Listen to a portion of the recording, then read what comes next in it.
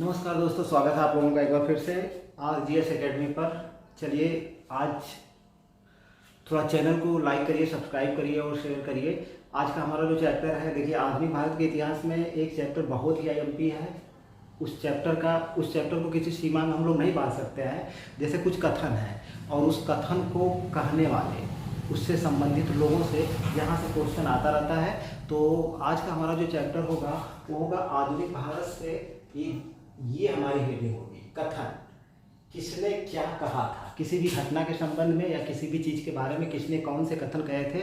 जैसे बहुत से डायलॉग आप लोग जानते होंगे, मोगैम्बो खुश हुआ अमरीश पुरी जी का, या अमिताभ बच्चन जी का डायलॉग बहुत ही फेमस है, मर्द के सीने में दर्द नहीं होता।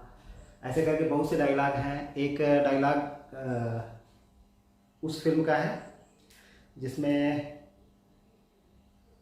रमेश बाबू एक चुटकी सिंदूर की कीमत तुम क्या जानो, ऐसे करके डायलॉग है ना, आपको याद हो जाते हैं। ठीक उसी प्रकार के डायलॉग्स हैं, डायलॉग्स ही मानेंगे इसको, संवाद है जिनको आपको याद करके रखना है। यहाँ से क्वेश्चन आता है कि यह कथन किसका है, किसने कहा था। तो चलिए एक एक करके हम 2 वीडियो इस पर अपलोड करेंगे और यहाँ से क्वेश्चन आते हैं एग्जाम में। यूपी कोई भी स्टेट का पीसीएस हो, आरओ हो, चाहे वनडे एग्जाम में पूछे जाते हैं, ऐसा नहीं कि नहीं पूछे जाते। तो सबसे पहले पहला चलते हैं, पहला एक कथन देखते हैं। ये कथन है वारेन हेस्टिंग्स का। वारेन हेस्टिंग्स, ठीक है। ये कथन है उस समय का जब मंगलौर की संधि हुई थी। मंगलौर की संधि, मंगलौर की संधि के समय का ये कथन है, ठीक है। संधि तो हम बाद में पढ़ेंगे, अभी हमारा कथन को समझाने के लिए हमको थोड़ा सा ये संधि जानना जरूरी हो जाता है। मंगलौर की संधि के समय वारेन हेस्टिंग्स ने क्या कहा था, जो संधि हुई थी, यह इस संधि से वारेन हेस्टिंग्स खुश नहीं था, ठीक है। तो यह इस संधि में अंग्रेज जो था उसका नाम था लॉर्ड मैकार्टनी। लॉर्ड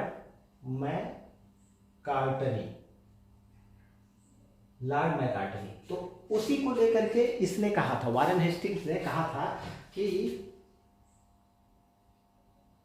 यह लॉर्ड मैकार्टनी कैसा आदमी है, कैसा आदमी है,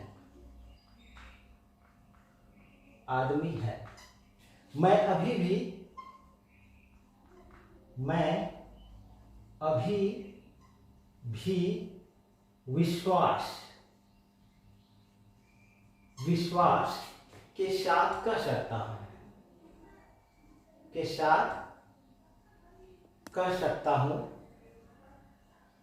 साथ कह सकता हूं, कि वह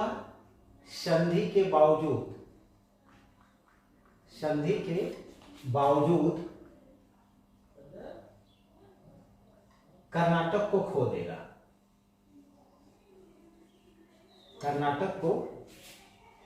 खो देगा।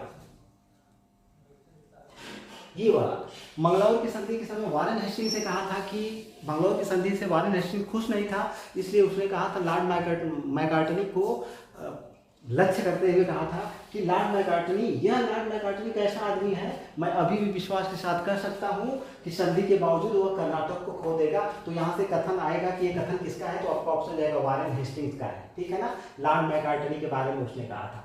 दूसरा संधि देखते हैं, एक कॉर्नवालिस का कथन है, कॉर्नवालिस, और ये भी उसी समय से संबंधित है जब से श्रीरंगपट्टनम की संधि हुई थी टीपू सुल्तान और अंग्रेजों के बीच। तो उसको हम उस एरिया में पढ़ेंगे, हम सिर्फ अभी कथन भी चलेंगे।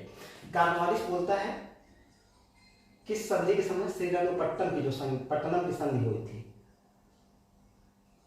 रंगपट्टनम की संधि के समय, ठीक है। कॉर्नवालिस बोलता है, क्या बोलता है कि हमने अपने मित्रों को अधिक अधिक भयानक बनाए बिना ही अपने शत्रु को फलदायक रूप से लंगड़ा कर दिया है।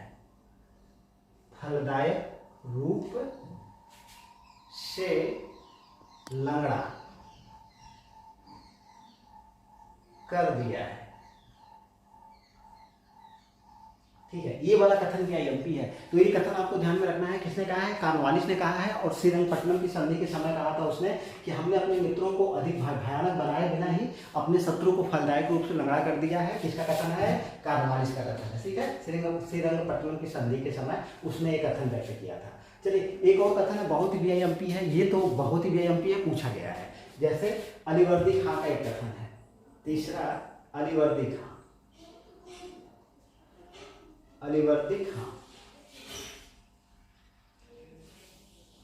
इसने जो है यूरोपियों की तुलना मधुमक्खियों से की थी। इसने यूरोपियों की तुलना मधुमक्खियों से की थी और कहा था, इसका कथन था कि यदि इन्हें न छेड़ा जाए तो ये शहद देंगी और यदि इन्हें छेड़ा जाए तो यह काट काट कर मार खाएंगी। ठीक है, तो ये कथन इसने कहा था।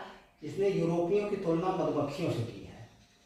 यूरोपियों की तुलना किससे की? मधुमक्खियों से। मधुमक्खियों से करते हुए कहा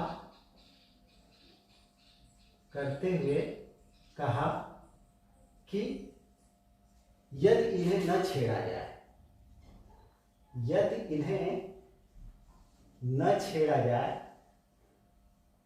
छेड़ा जाए तो ये शहद देंगी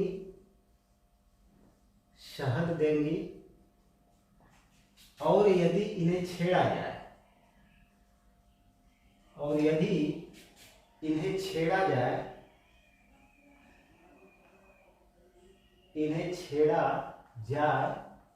तो यह काट काट कर मार डालेंगे। ये वाला कथन देखिए, अलीवर्दी खां का कथन बहुत ही वीआईएमपी है। ये कथन आया हुआ है एग्जाम में और एग्जाम में रिपीट होता रहता है। तो ये यहाँ से क्वेश्चन बनता है कि ये कथन किसका है। देखिए, या ऐसे क्वेश्चन करता है कि किसने यूरोपियों की तुलना किससे की है? मधुमक्खियों से की है। तो आपका ऑप्शन ज्यादा अलीवर्दी खां। ठीक है, उसने अलीवर्दी खां मधुमक्खियों से तुलना करते हुए यूरोपीय की, अंग्रेजों की, ठीक है, करते हुए कहा था कि यदि इनको नहीं छेड़ा जाएगा तो ये शहद देंगी और यदि इन्हें छेड़ा जाए तो क्या करेंगी? काट काट कर मार खाएंगी। तो ये तीनों कथन बहुत ही वीआईएमपी है, इनको आप याद करके रखिए। ठीक है, अब चौथे कथन पे चलते हैं। थोड़ा देखिए, दिख रहा है? हाँ, लेकिन इसके बाद नहीं दिखेगा। अब तीन कथन आईएमपी हो गए।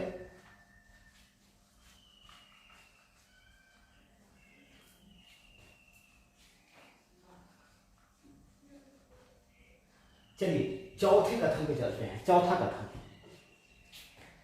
ये चौथा कथन है आपके उसके समय, क्लाइव के समय का जब दैत्य शासन उसने लागू किया था बंगाल और बिहार में, तो उसी समय, अब उस समय क्या हुआ था, कैसे हुआ था, उसको हम अलग से पढ़ेंगे। सिर्फ हमको कथनों पर ध्यान देना है। तो क्लाइव के समय के दैत्य शासन काल में एक हमारे एक इतिहासकार हैं के.एम. पलिक्कर। ठीक है, क्लाइव के शासनकाल को लगभग मान सकते हैं 1765 से 1772 ईस्वी तक के शासनकाल को, दैत्य शासनकाल को, या जब उसने वो लागू किया था, क्या बोलते हैं उसको, कृषि संबंधी कानून लागू किया हुआ था। तो कई सारी चीज़ें थी उसके काल में, बहुत ही अव्यवस्था फैली थी और अंग्रेजों ने खूब भारत को जी भर के लूटा था। इसलिए के.एम. पलिक्कर ने उसके शासनकाल को बोला था खुली और बेशर्म लूट का काल। और उसी के समय को एक इतिहासकार, एक अंग्रेज है, उसने भी बोला था, पर्सिवल स्पीयर,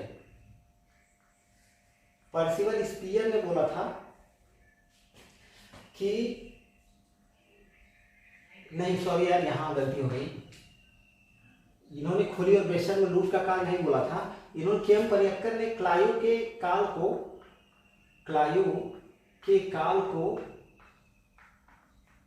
डाकुओं का राज्य कहा, डाकुओं का राज्य बोला।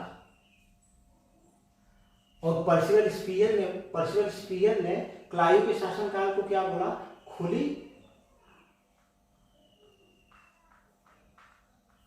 और बेशर्म लूट का काल। ठीक है, ये दोनों कथन आईएमपी है। अब यहां से भी क्वेश्चन आया हुआ है, ठीक है, क्वेश्चन रिपीट होते रहते हैं, तो यहां से अगर क्वेश्चन करे कि भैया क्लायु किसके काल को, तो आपका ऑप्शन जाएगा क्लायु के शासनकाल को। ठीक है, किसने डाकुओं का राज्य बोला है, तो आपका ऑप्शन जाता है डाकुओं का राज्य किसने, केएम पनिक्कर ने बोला है, बहुत ही वीआईएमपी है।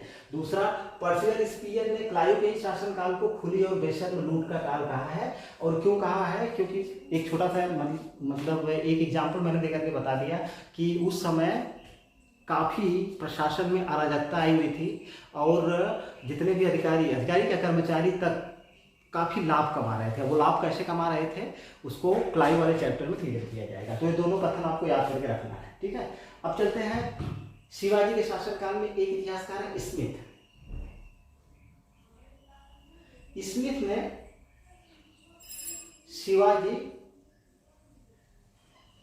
ने शिवाजी के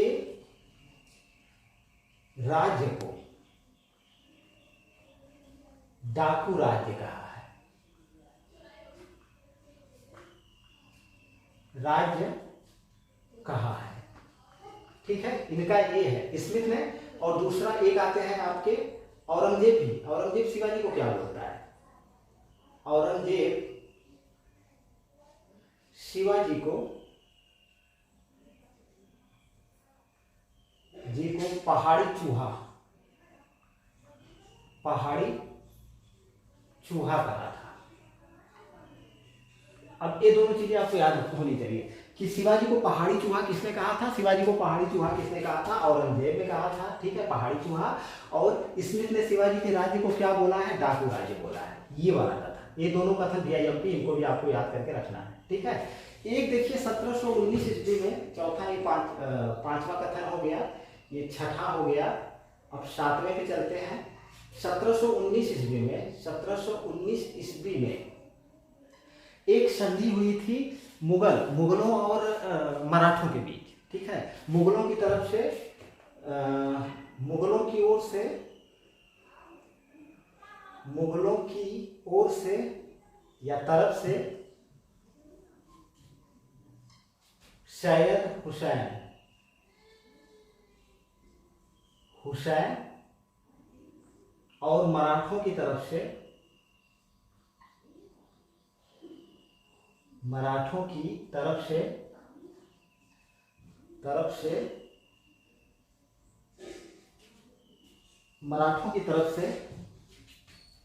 बालाजी विश्वनाथ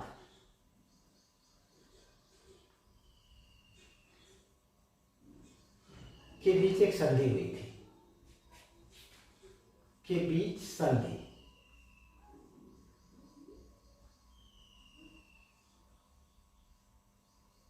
इस संधि को एक अंग्रेज हैं, उनका नाम है रिचर्ड टेम्पल ने इस संधि को मराठों का मैग्ना कार्टा कहा है।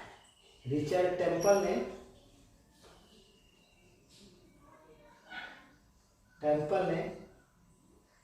इस संधि को मराठों का मैग्ना कार्टा कहा है, मैग्ना कार्टा।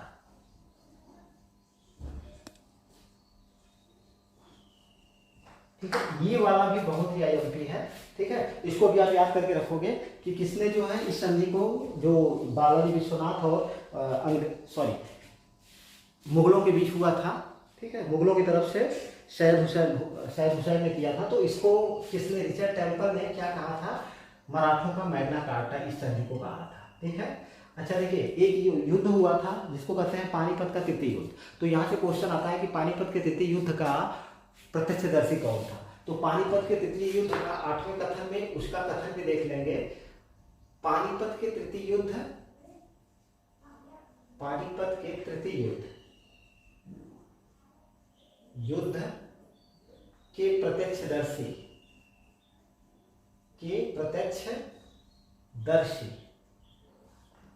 नाम था उनका काशीराज पंडित। काशीराज पंडित ने कहा था, क्या कहा था इस युद्ध के बारे में,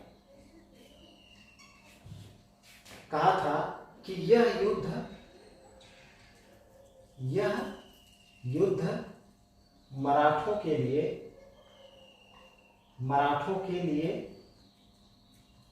प्रलयकारी साबित हुआ, प्रलयकारी सिद्ध हुआ।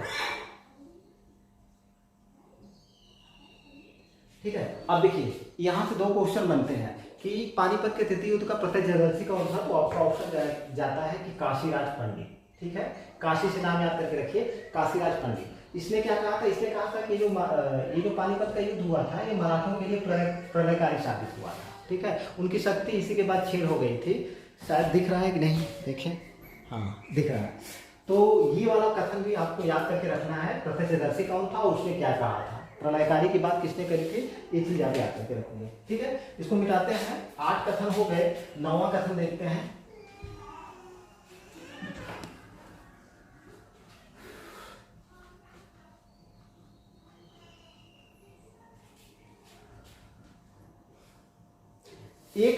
एक उपन्यास है रॉबिन्सन क्रूसो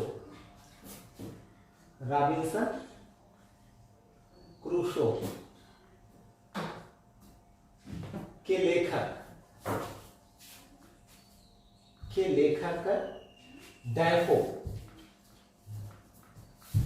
रॉबिन्सन क्रूसो उपन्यास के लेखक कौन है, रॉबिन्सन क्रूसो उपन्यास के लेखक डैफो हैं। डैफो ने क्या कहा था, भारत में देखिए उस समय जो है वस्त्र उद्योग काफी उन्नत दशा में था, तो यहाँ से उसका निर्यात खूब किया जाता था और खासकर ब्रिटेन में भी खूब किया जा रहा था।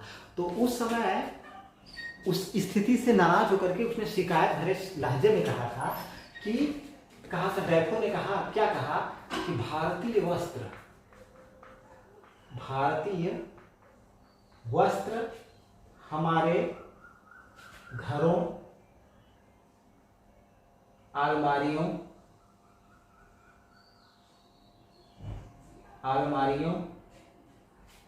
और यहाँ तक कि सोने के कमरों में भी चला गया है, के कमरों में भी प्रवेश कर गया है, प्रवेश कर गया है। ठीक है, ये वाला कथन भी आईएमपी है। इससे ये सिद्ध होता है कि भारत का वस्त्र व्यापार काफी उन्नत अवस्था में था। बाद में अंग्रेजों की नीति के कारण क्या हुआ कि उसने भारतीय वस्त्रों को, जो निर्यात की वस्तु थी, उसको आयात की वस्तु बना दिया। ठीक है, अब कैसे बनाया, जब हम इकोनॉमिकल हिस्ट्री पढ़ेंगे आधुनिक भारत में तो वहां पे क्लियर हो जाएगा। फिलहाल इस कथन पे किसने कहा है और इसको उपन्यास का नाम क्या है, रॉबिन्सन क्रूसो, और ये डैफो ने बोला था। ठीक है, अब देखिए जब 1857 का युद्ध हुआ था उस समय झांसी से विद्रोह किया था किसने, रानी लक्ष्मीबाई ने। और रानी लक्ष्मीबाई की मृत्यु या वीरगति को प्राप्त हुई थी सर ह्यूरोज से लड़ते हुए।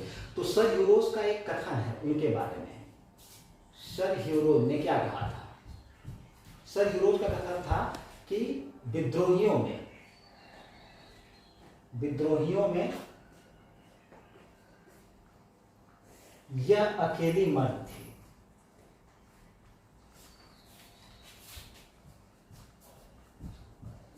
ठीक है, अब ये कथन पूछा गया है और आप याद करके रखोगे कि ये कथन किसका है। तो ह्यूरोज का कथन है और किसके बारे में है, तो लक्ष्मीबाई के बारे में है। किसके बारे में है, उसने लक्ष्मीबाई की वीरता की प्रशंसा करते हुए बोला था कि विद्रोहियों में अकेली यह मर्द थी। ये वाला कथन भी बहुत ही वीआईएमपी, इसको आपको याद करके रखना है। और इसी विद्रोह के समय में क्या हुआ था, विद्रोह के समय में कैनिंग ने एक शब्द, एक वाक्य बोला था। कैनिंग ने कहा था, कैनिंग ने क्या बोला था इस स्वतंत्रता संग्राम के समय, 1857 के विद्रोह के समय, उसने बोला था कि यदि सिंधिया भी युद्ध में शामिल हो जाता तो हमको अपना बोरिया बिस्तर बांधना पड़ता। ठीक है, उसने बोला था कि यदि सिंधिया भी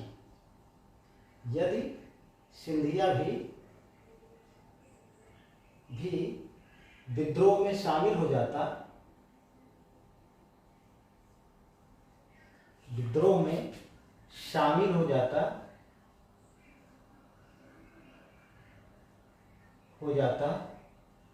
तो हमें अपना बोरिया बिस्तर बांधना पड़ता।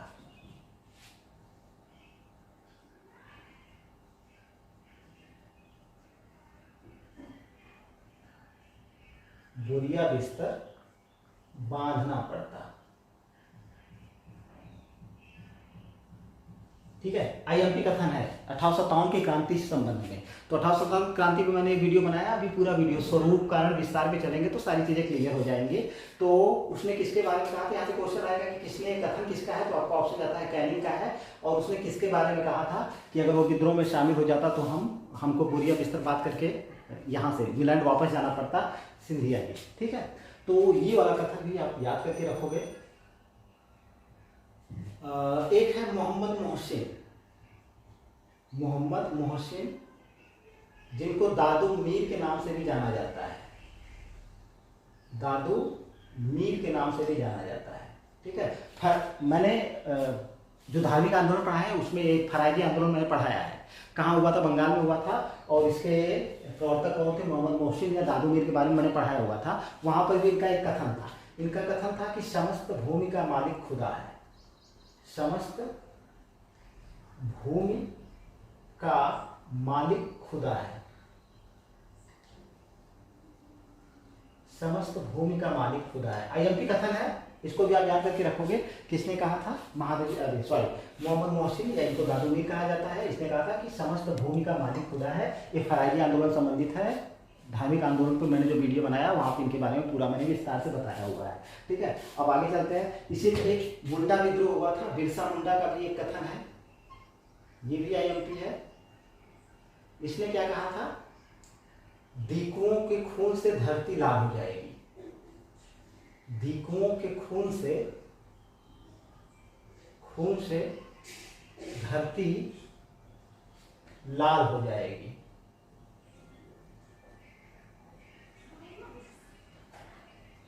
ठीक है, ये किसका कथन है, बिरसा मुंडा का कथन है। ये भी बहुत ही वीआईएमपी है, इसको भी आपको अपने दिमाग में बैठा करके रखना है। किसने कहा था, दीकुओं के खून से धरती लाल हो जाएगी, बिरसा मुंडा ने कहा था। ठीक है, महाराजा रणजीत सिंह का एक कथन है, रणजीत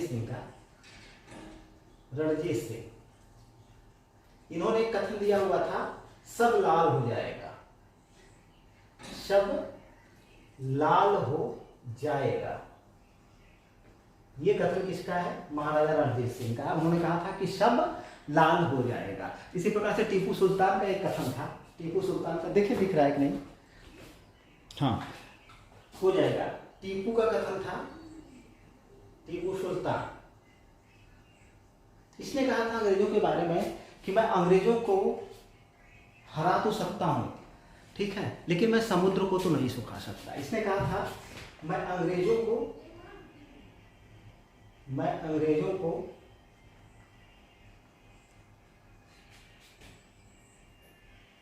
भगा तो सकता हूं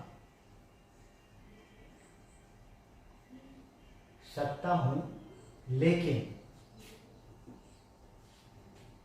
मैं समुद्र को तो नहीं सुखा सकता, समुद्र को तो नहीं सुखा सकता।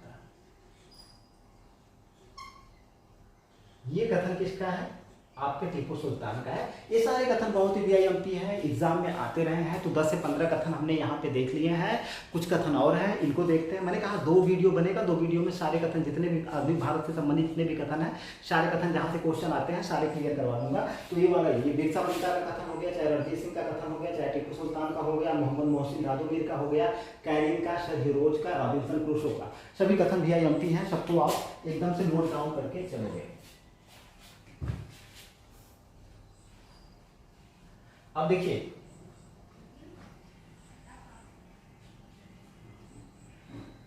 सिंध की विजय से संबंधित, सिंध विजय हमको पढ़ना पड़ेगा। अब सिंध विजय और अफगानिस्तान विजय 2 अंग्रेजों की नीति विदेश नीति थी, तो उसमें हम लोग पढ़ेंगे। फिलहाल कथन में वहां पे 2 लोगों का कथन आता है। एक एल्फिंस्टन का कथन आता है यहाँ पे, एल्फिंस्टन, ठीक है। इन्होंने सिंध के बारे में क्या कहा था, ये वाली चीज आईएमपी है। तो एल्फिंस्टन ने एक कथन कहा था सिंध के बारे में। सिंध पर जब ये लोग विजय प्राप्त करना चाहते थे, और सिंध पर विजय प्राप्त करना इनका उचित नहीं था। आईएएस मेंस में क्वेश्चन आया भी होगा। इसके बाद मैं चार्ल्स नेपियर का कथन लिखाऊंगा, जो कि बहुत वीआईएमपी है। एल्फिंस्टन ने कहा था कि अफगानिस्तान से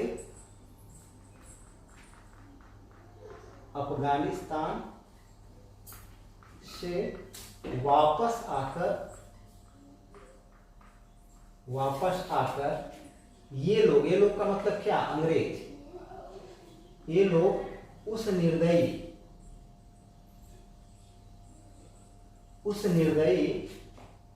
पुरुष की भांति हो गए हैं,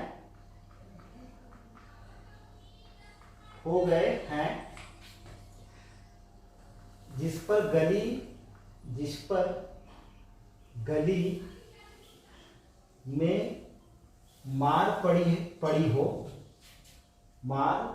हो और वह वापस घर आकर अपनी पत्नी को पीटता है।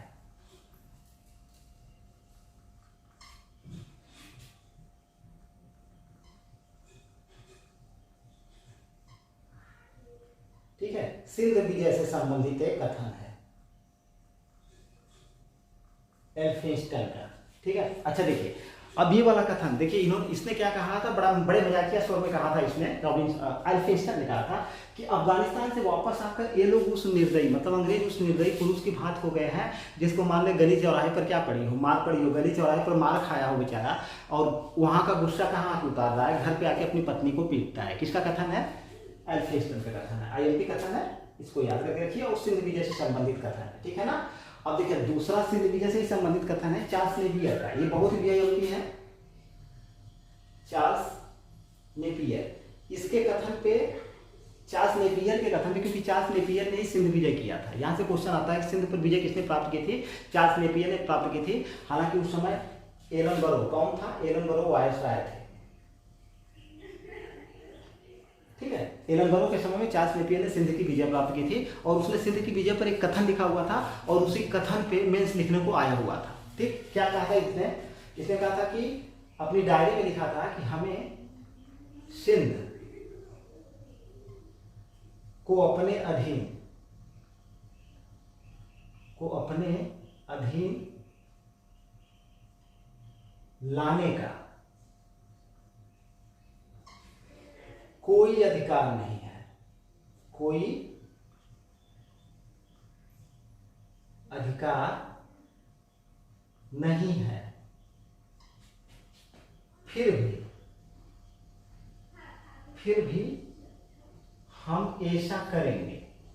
भी हम ऐसा करेंगे, और यह बहुत लाभदायक, उपयोगी और मानवतापूर्ण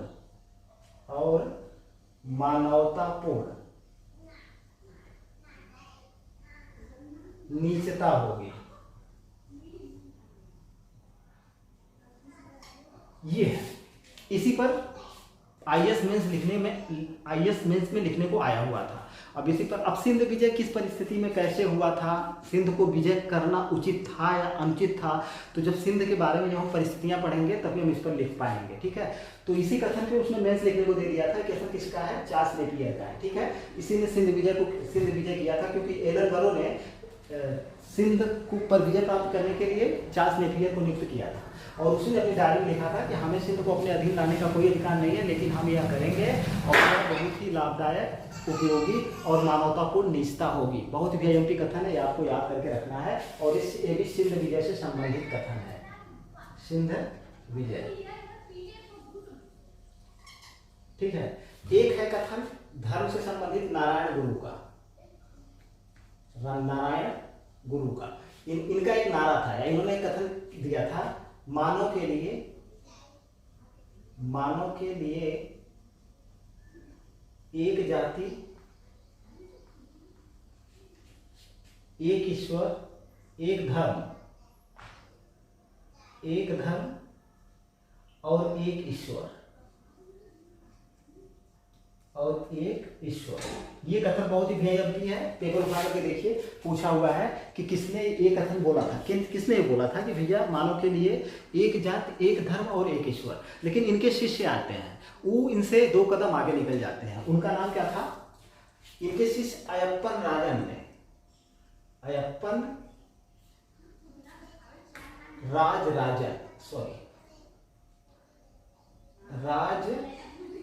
राजन 2 कदम आगे निकल जाते हैं और बोलते हैं, कहते हैं क्या? अयप्पन राजन का क्या कथन है? कहते हैं कि मानव का न कोई धर्म है, न कोई जाति है,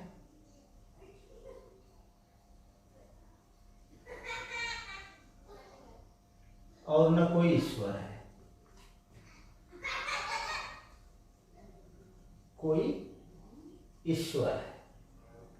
ठीक है, ये दोनों कथन बहुत ही VIMP है। नारायण गुरु का कथन और अयप्पन राजन का कथन, वो बोलते हैं भैया मानव के लिए एक जाति, एक धर्म और एक ईश्वर।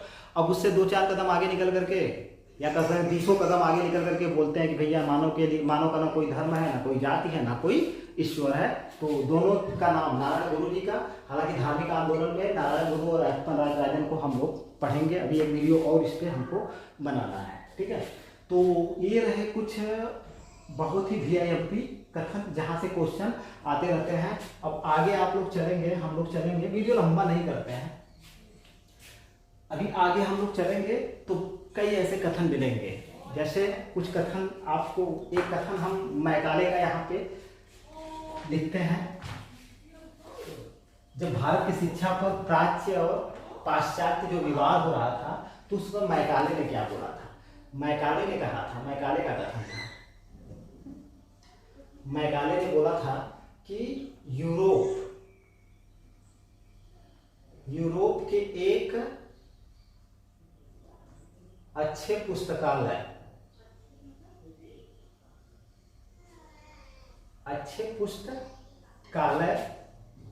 की एक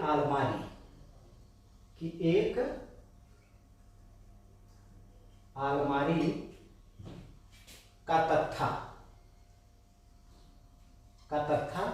भारत और अरब के समस्त साहित्य से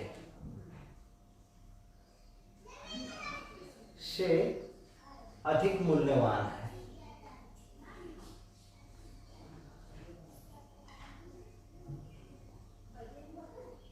ठीक है, अब ये देखिए दम भरे स्वर में कह रहे हैं, यानी कि अरब और भारत के साहित्य को काफी नीचे दृष्टि रखते हैं या सोच रखते हैं, कह सकते हैं हम। और अब इनकी श्वेत जो सोच है, यानी यूरोपीय श्रेष्ठता या गोरों की श्रेष्ठता इनके इस कथन में दिख जाती है।